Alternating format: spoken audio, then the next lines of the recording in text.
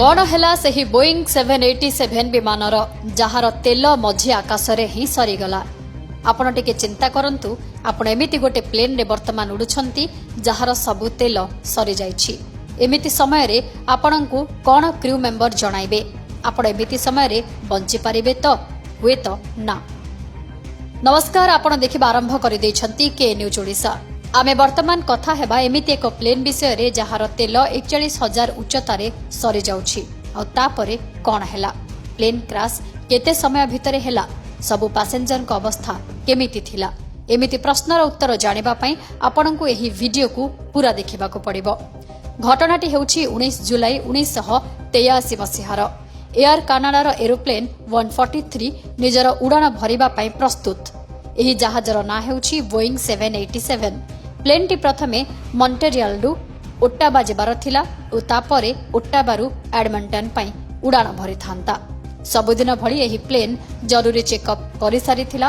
विमान उड़ान पूर्वरु तेल ठारु नै छोट बड़ सब प्रकार चेकअप करा जाय सारिथिला।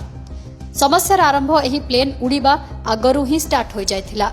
जेउ कंप्यूटर प्लेन रो फ्यूल बा तेल मापिबार कार्य करे ताहा ही काम करिबा बंद करिदेला। जेउ कारणरु प्लेन रे केते तेल अछि जानिबा मुश्किल थिला। एही समस्या रु बाहरिबा पई क्याबिन रे थिबा क्रू प्लेन रे केते तेल थिला, प्लेन केते उड़ीछि ताकू हिसाब करिले। सेही हिसाब रे प्लेन रे तेल थिला जहा एही उड़ान पई काफी अधिका भी थिला। किंतु प्लेन रो सेही समयर पायलट रॉबर्ट पियर्सन सेही गणति ओ हिसाब रे खुशी नथिले। से पुणी थरे हिसाब करबाकू कहिले। से कहिबा परे आउ थरे 3 थर काउंट करागला। रिजल्ट सबुथर भली सेया ही आसिला। प्लेन क्रूंकर सेही काउंटिंग परे प्लेन उड़ान भरिला ओ प्लेन निज लक्ष्य स्थल रे पहुंची भी गला। प्लेन जर्नी रो प्रथम उड़ान शेष हैला। द्वितीय रे पुणे उड़ान भरिला प्लेन। एबे पायलट को पुणी किछि गड़बड़ लागिला। से आउ थरे तेलर हिसाब करबाकू कहिले। ओटावारु एडमंटन जाय जेबाकू आहुरी 2800 किलोमीटर बाकी थिला। प्लेन रो पायलट कोनोसी प्रकार रिस्क नेबाकू चाहू नथिले। पुणी थरे तेलर हिसाब करागला। टैंक रे 20,400 लिटर रो तेल थिला। एतिकी तेल एही उड़ान पई अधिका थिला। हेले दर्शक बंधु, असल समस्या थिला जे टैंक रे प्रकृत रे 9,145 लिटर तेल थिला। एभली भाबरे हिसाब रे भूल हेबा कहार षडयंत्र थिला कि किए जानि सुनी प्लेन को क्रैश करबाकू चाहुथिले कि? आज्ञा, एभली आदौ नुहे। प्रकृत कथाटी हेला एही इंफॉर्मेशन कनाडा इंपीरियल सिस्टम रु मेट्रिक सिस्टम को शिफ्ट हेउथिला। यार अर्थ थिला कि प्लेन रो फ्यूल रो काउंट किलोग्राम रे करा जेबार थिला। उसे माने एमिति भी करिथिले, किंतु से माने निजर हिसाब को पाउंड हिसाब रे गणिथिले। एहा सेमानंकर सबुठु बड़ भूल थिला।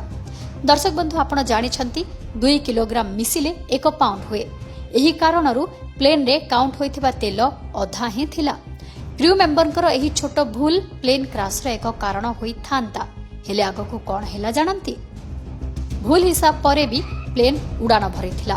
41,000 फुट ऊपर को जिबा परे टैंक शेष हेबार संकेत देला। द्वितीय टैंक रु भी सही सिग्नल आसिला। यार सीधा अर्थ हेला प्लेन रु सबु तेल सरी जाइछि। सेते बेलकू प्लेन लक्ष्य स्थलर अधा रास्ता रे थिला। पायलट एबे बुद्धि खटाई प्लेन को मझिरे लैंड करबाकू भाबिले। प्लेन रूट रे आसुथिला विनिपेग। सेही ठारे प्लेन को ओल्हाइबाकू चाहिथिले पायलट, किंतु ओल्हाइबा पूर्वरु प्लेन रो सबु तेल सरी जाइथिला। पायलट ओ को पायलटनको पई एहा थिला प्रथम घटना। या पूर्वरु एमिति एक्सपीरियंस केबे भी से माने करि नथिले। धीरे धीरे प्लेन रो सबु जंत्रपाती एबे काम करिबा बंद करिदेला। प्लेन रो राडार सिस्टम भी बंद होई गला। एमिति समय रे प्लेन को आगो को नेबा असंभव ही थिला। प्लेन को आगो को उड़ाइबा पई आउ किछि बुद्धि बाट देखा जाउ नथिला। पायलट किंतु राडार सिस्टम रे स्केल रखी जानि जाइथिले आगो को केउ दिगो को जिबार अछि। हेले बंधुगण, बोईंग 787 पई समस्या सरीबार नाही न नथिला। समस्ते जानि सारिथिले एबे प्लेन क्रैश ही करबो। हेले कैप्टेन रॉबर्ट पियर्सन पुणी निज बुद्धि लगाइले ओ से प्लेन रो राडार को नजर रखी हिसाब करिदेले। प्लेन रो करेंट लोकेशन रो अनुमान भी करिले कैप्टेन। से जानिथिले से जेउठी अछंती सेठारु 19 किलोमीटर दूर रे ही वायुसेनार एक बेस कैंप रहिछि, जेउठी प्लेन को ओल्हाई दिया जाई पारिबो। दर्शक बंधु एही बेस को बहुत समय बंद कर दिया जायथिला। एही कारणरू प्लेन को लैंड करिबारे किछि समस्या भी नथिला।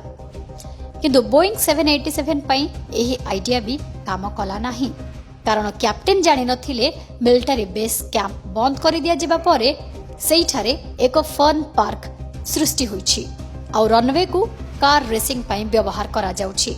सेही समय तो लोक पिकनिक पई सेहिठारे रुंढ भी होइथिले।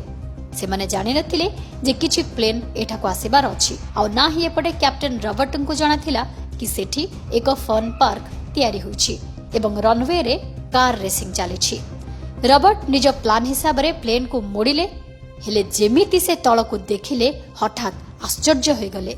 से तुरंत रनवे रु हटि गले और सही प्लेन दर्शकों ठारू मात्र 10 फुट दूर रे लागिला। मो पुणी कहूछि सही प्लेन टी सेठारे उपस्थित थिबा लोकंक ठारू मात्र 10 फुट दूरतारे लागिला। ए सबु एते भयंकर थिला कि शब्द रे कहिबा भी मुश्किल। हेले एही समय कोनोसी यात्री कि क्रू मेंबर को सामान्य भी क्षति होई नाही। एहा परे कैप्टेन ओ को पायलट को आउटस्टैंडिंग एयरमैनशिप अवार्ड भी मिलिछि।